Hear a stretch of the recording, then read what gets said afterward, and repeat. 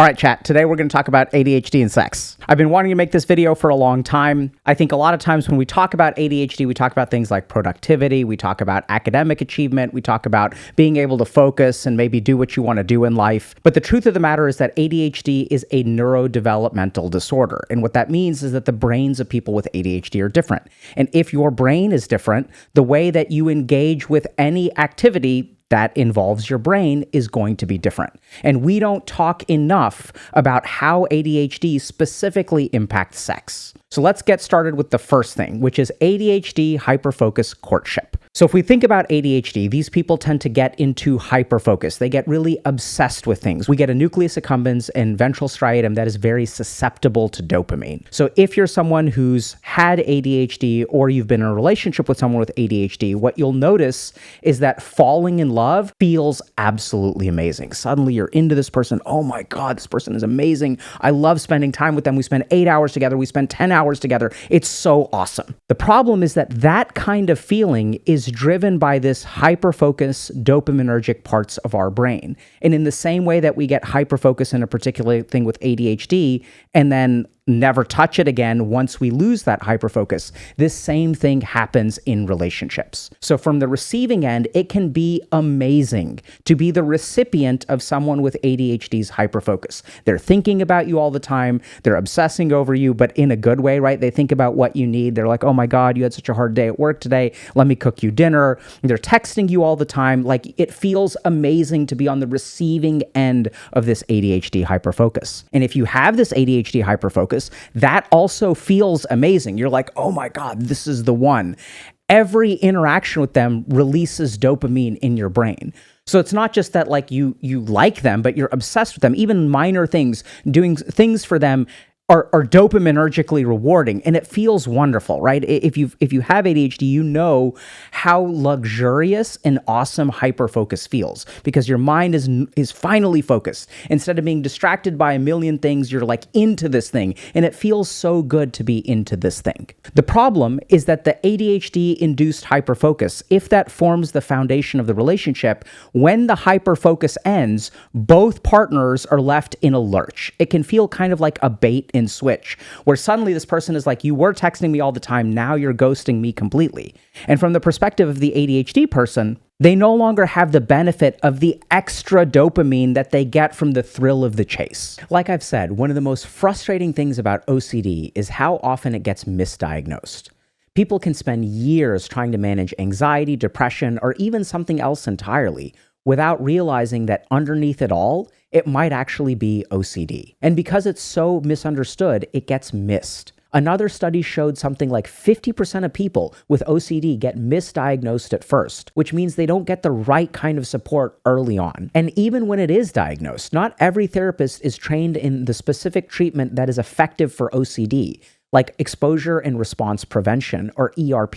But here's the real challenge. There's a shortage of OCD specialists out there. That's where our sponsor, NoCD, comes in. It's a telehealth platform that connects you with licensed therapists who are trained specifically in ERP. Our scientific advisory board spent some time digging into NoCD's clinical approach and how they handle things like safety and escalation. And they were genuinely impressed by the level of rigor and understanding there. So if you're dealing with intrusive thoughts, or you find yourself stuck in loops of obsessive thinking or repetitive behaviors, it might be worth talking to someone who really knows what to look for. 155 million Americans have insurance that covers the cost of their sessions, making it an affordable option for therapy. They even offer in-app support when you need help between sessions, so you're never alone. You can schedule a free 15-minute call with NoCD using the link in the description below.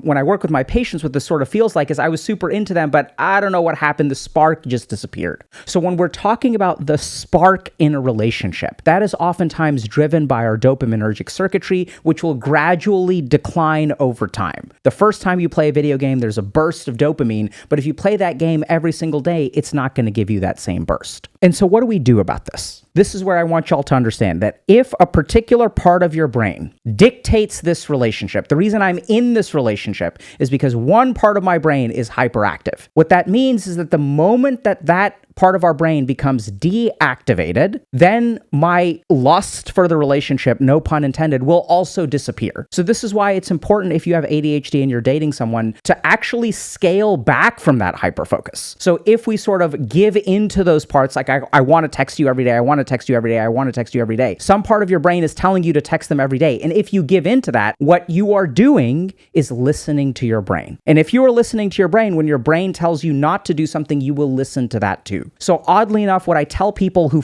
fall into these relationships way too quickly is to slow it down. Don't listen to it. I know it's super exciting. I know you love it a lot. I know there's the thrill of the chase. But if you want this relationship to last, you've got to slow it down. So the way that I sort of think about it is there is a certain amount of dopaminergic thrill that you get from this relationship. Do you want to blow your load all at once? Right? Do you want to spend all of your thrill right up front? And then generally speaking, what we see in healthy relationships is when we sort of conserve some of that thrill to get us through into 3 months, 4 months, 5 months, 6 months. And this is when other pillars of the relationship will start to form.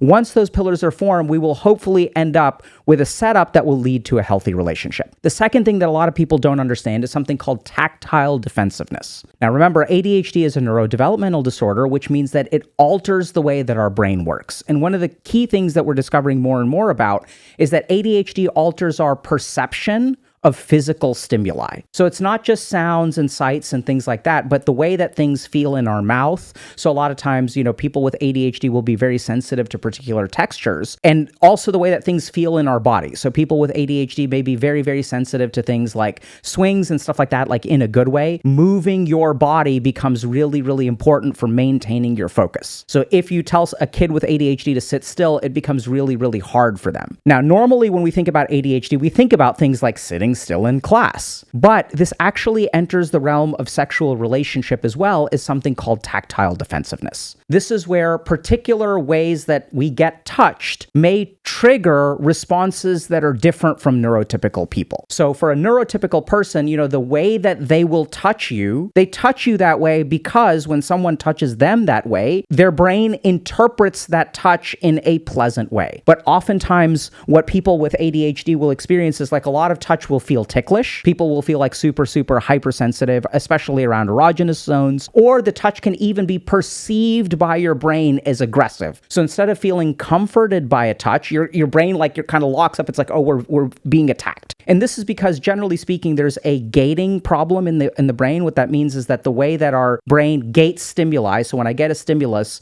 my brain will sort of like lower it down a little bit or even block it, and that gating function is impaired in ADHD. What this practically looks like is a bewildering amount of sensitivity to touch. So the moment that you understand that tactile defensiveness is an issue, that even though your partner is touching you in a particular way, or if you're dating someone with ADHD, if you're touching them in a particular way and they don't respond in the right way, be aware of this principle. What the practical way to deal with this is just to have a lot of communication, a lot of dialogue, and don't take things personally when there is a loving touch that is given that is not received in a loving way. Now, the third thing is incredibly fascinating. So if you're struggling to have sex in a relationship, if the intimacy in your relationship is gone, if there's sort of a dead bedroom syndrome and there's ADHD at play, this is true of non-ADHD as well, the culprit could be household chores. So this is what's wild, okay? So in a survey, 56% of people said that I would feel sexier if my ADHD partner helped me out more at home. The Pew Center did a research survey on American adults that basically found that the most important thing in a relationship is faithfulness. The second most important thing in a relationship is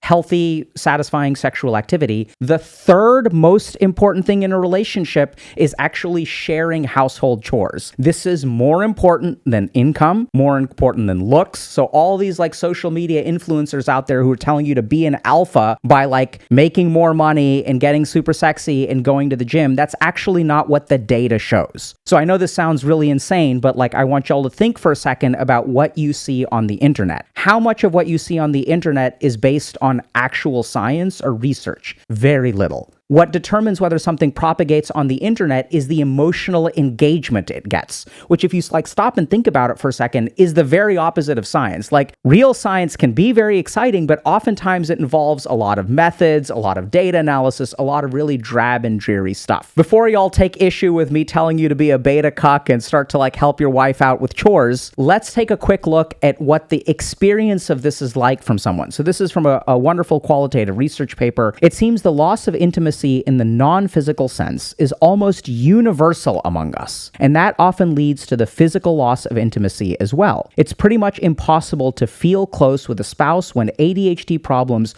create a wall that blocks the way. For some of us, the wall is a control battle for a clean, safe place to live. For others, it's a fight against our ADHD partner's addictions or obsessions du jour, financial jeopardy, irritability, substance use, thoughtless words or deeds, unreliability, or various other issues. It doesn't seem to make a heck of a lot of difference what specific wall is there. A wall defeats intimacy every time. Now, what does this mean? Practically, what's going on is if we look at the way in which intimacy forms, in order to become aroused, we need activation of the parasympathetic nervous system. The parasympathetic nervous system is our rest and relaxation kind of system. So oftentimes when I'm working with patients who have newborns and they kind of have dead bedroom and they have young kids, not just newborns, but 3-year-olds, 4-year-olds, 5-year-olds, 7-year-olds, the rate of sexual activity declines. Now, why is that? This is really because of the physiology of sex. So we tend to have sex when we have a lot of relaxation. We feel pretty good. Like if you're well rested, you're on vacation. If you're exhausted, what happens when you get into bed? You hit the bed, you don't feel like having sex, you kind of pass out, especially if you're a woman. And this is where there are some biological differences. So if we sort of think about the cost of sex for a man, it's 3 to 8 minutes of pleasure. And then tomorrow rolls around, my energy level is totally the same. But from a biological perspective, what is the cost of a sexual act for a woman? It's potentially 9 months of pregnancy, a lot of energy investment, a lot of child rearing investment. So these things are viewed somewhat differently on a biological level. Now, that doesn't mean I don't want you guys to interpret this, over extrapolate this into women don't like having sex. That's not what it is. This is just a broad strokes biological kind of thing. What we do know for both genders is that parasympathetic activity or relaxation is the first step to arousal. Now, once we start to feel aroused, then our sympathetic nervous system kicks in. This is the part of our nervous system that increases our adrenaline, increases blood flow, leads to erections in the penis, leads to clitoral engorgement, which also happens when women are sexually aroused, which if you're wondering why you can't just jump to, engaging with the clitoris with fingers, mouth, whatever, and why women may be turned off from that, it's because actually women need a certain amount of clitoral engorgement from increased blood flow that comes from the parasympathetic nervous system to prime those nerves to make it actually feel like it's pleasurable. So practically what this looks like is, when I have patients who have ADHD, they're in a high stress state. You come home, there's dishes in the sink, the trash is overflowing, we've got to pay these bills, we've got to pick up this thing, your kid needs this kind of birthday gift. So there's just so much overwhelming work. And by the way, 96% of people who are in relationships with people with ADHD also feel like their partner is a burden to them in some way. And 92% of people in relationships with people with ADHD also feel like they have to compensate for the lack of organizational contributions from their partner. So what this practically means is that if your house is a mess, if your shit isn't taken care of, you will be in a high stress state. Once you're in a high stress state, the circuitry that makes you aroused gets disabled. And this is why it's crazy, but the most arousing thing you can do for your girlfriend or wife is actually housework, and there's a physiological chain for that. The problem is in today's world, everyone's like, oh yeah, I ain't gonna do housework, I ain't gonna be a beta cock. We have these very traditional gender roles, and if that's the kind of relationship you want and your partner sort of wants that, and by the way, that relationship also works because usually in that classic traditional gender role relationship, the wife or the woman of the household has somewhere between 40 and 60 hours to take care of household work. They don't have a job. So hopefully that's sufficient. In today's world, when we have double income households, women will get absolutely crushed. Now, I know a lot of dudes out there will be really upset by what I'm saying right now, but this is literally the science, right? This is how physiology works. This is how sexual arousal works. We have survey level data that also shows that doing household chores is one of the sexiest things that you can do. And why is that? Once the stress level goes down, we can activate the parasympathetic nervous system. Once the parasympathetic nervous system kicks in, then we will start to feel more aroused, we'll have opportunities for connection, etc. The last thing that we're going to talk about is ADHD-induced hypersexuality and hyposexuality. Oftentimes, people with ADHD experience a certain amount of hypersexuality. This has been associated with things like inattention and impulsivity. So if you sort of think about, your sexual desires, what are they? They're particular impulses. So if I'm not, if I'm sort of sitting around and I'm like, let's say I'm walking down the street and I see someone walk by and I start to have like a sexual impulse. Oh my God, that person is so hot. Man, I would like to, XYZ. So if you sort of think about the way that we get aroused, sometimes we get aroused through sensory stimuli and arousal, like I'm sitting here doing my work and now I'm feeling frisky. Let me go ahead and approach my partner and try to engage in some sexual activity. That's basically an impulse. So a lot of the hypersexuality that we see is a function of how sensory we are, how susceptible to sensory stimuli we are, as well as how impulsive we are. The other aspect of hypersexuality that we see a lot, especially with like compulsive behavior and ADHD, is that sex can be used as a form of emotional regulation. And remember that people with ADHD, their negative emotional circuitry is more jittery. It experiences negative emotion more intensely, more quickly, and for a longer period of time. The problem with ADHD is that we oftentimes have difficulty engaging in alternate emotional regulation activities. So if I have a neurotypical patient, I tell them, if you're feeling stressed or anxious, meditate. Meditate for 20 to 30 minutes. Do this breathing exercise and then you will feel better, right? That's what we'll sort of say. But if you're someone who's got ADHD, it can sometimes be hard to remember that you should meditate. It can be hard to even realize that you're feeling anxious. And the ability to engage in meditation, which involves sitting your ass down in a chair for 20 to 30 minutes at a time, is really hard to do. So oftentimes what I see in my patients is that they will default to regulating their emotions and managing their sex through sexual activity. The last thing that we also know is that hypersexuality is actually very tightly correlated with self-concept and self-esteem. The worse your self-concept is, the worse your self-esteem is, the more likely you are to engage in hypersexual behavior. If I don't feel content about myself, if I don't feel great about myself, one of the best things that I can do is engage in sexual activity, because then I feel connected, then I feel good. I get this rush of vasopressin, oxytocin. I feel connected to this other human being. I feel seen. I can pleasure them in some way, which helps me feel really good. And if you sort of look at like alpha males on the internet, providing sexual pleasure with their very, very big penises is one of the best ways that they feel better about themselves, right? I've got a big I'm a sexual messiah. That makes me a great human being. So there's a lot about self-concept and sexual activity. The last thing to keep in mind is that if you grow up with ADHD that is undertreated, which is probably the case, we see a causal risk between growing up with ADHD and being depressed. So oftentimes what I sort of think about every time I have a patient who comes into my office, if they come in and they have a diagnosis of ADHD, I assume they have a mood disorder like major depressive disorder until proven otherwise. Growing up with ADHD just means that there's a very high risk of developing depression later in life. Now, last thing that's very bewildering for many people is that not only will they be hypersexual, they will also be hyposexual. Now, why is this? So hyposexuality and ADHD has to do with a number of different things. The first aspect is emotional regulation and the jitteriness of our amygdala. We talked already about stress, so that whole mechanism is at play. If you're someone who's got ADHD and you have an assignment coming up a week from now that's due,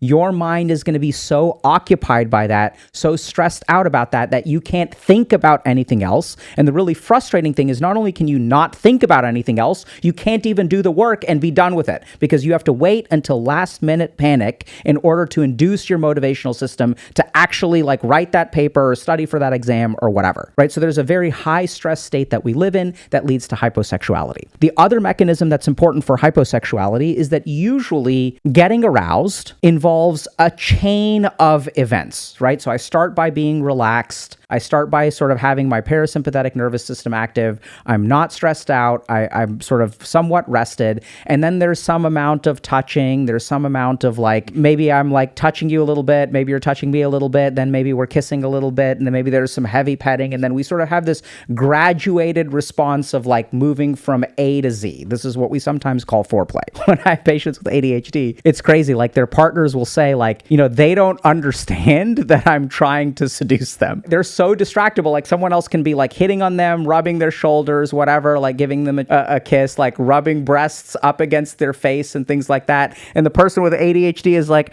I'm trying to figure out why Minesweeper doesn't have a newer version that someone has released on Steam. So there's basically a chain of attention which you have to maintain in order to move from initial like sexual overtures to the completion of the sexual act. And that chain of attention can be sometimes very hard to maintain in ADHD, which leads to a sense of hyposexuality. So in my experience as a clinician, the more that I equip my patients with this kind of understanding, this isn't necessarily like a clinical intervention. This is just, hey, your brain is different, and that's going to impact every part of your life.